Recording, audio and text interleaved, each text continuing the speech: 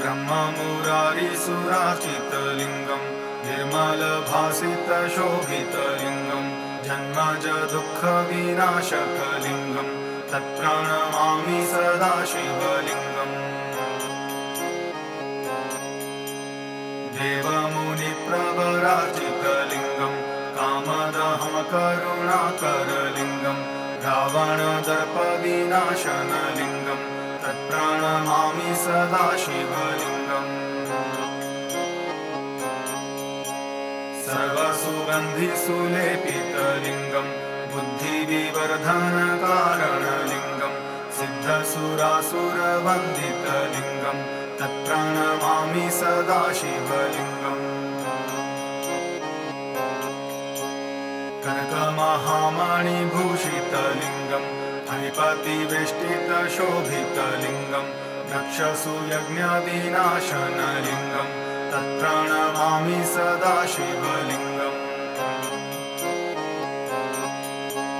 कुङ्कुमचन्दनलेपितलिङ्गं पङ्कजहारसुशोभितलिङ्गं सच्चित्पापविनाशनलिङ्गं तत्प्रणमामि सदा शिवलिङ्गम्। देवगणार्चितसेवितलिङ्गं भावैर्भक्तिभिरेव च लिङ्गं दिनकरकोटिप्रभाकरलिङ्गं तत्प्रणमामि सदा शिवलिङ्गम्। अष्टदलोपरिवेष्टितलिङ्गं सर्वसमुद्भवकारणलिङ्गम् अष्टदरिद्रविनाशितलिङ्गं तत्प्रणमामि सदा शिवलिङ्गम्।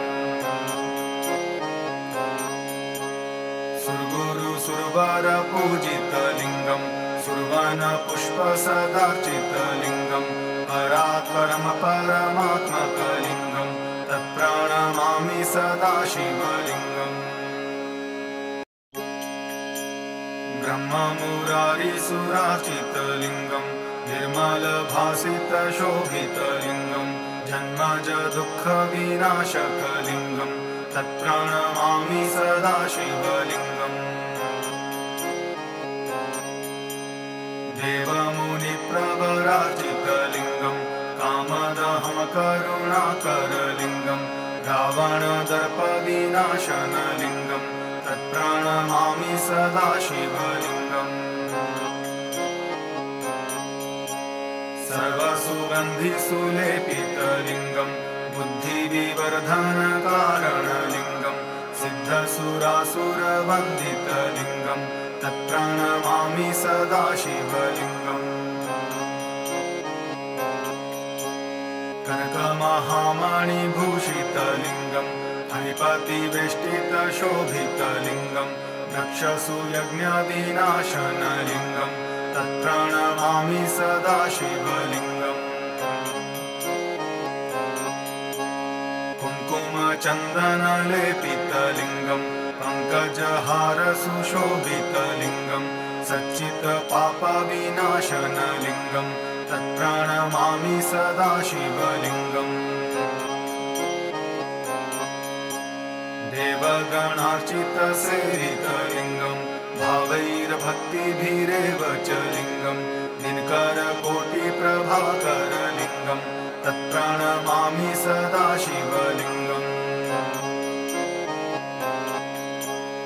अष्टदलोपरिवेष्टितलिङ्गं सर्वसमुद्भवकारणलिङ्गं अष्टदरिद्रविनाशितलिङ्गं तत्प्रणमामि सदा शिवलिङ्गम्। सुरगुरुसुरवरपूजितलिङ्गं सुरवनपुष्पसदार्चितलिङ्गं परात्परं परमात्मकलिङ्गं तत्प्रणमामि सदा शिवलिङ्गम्।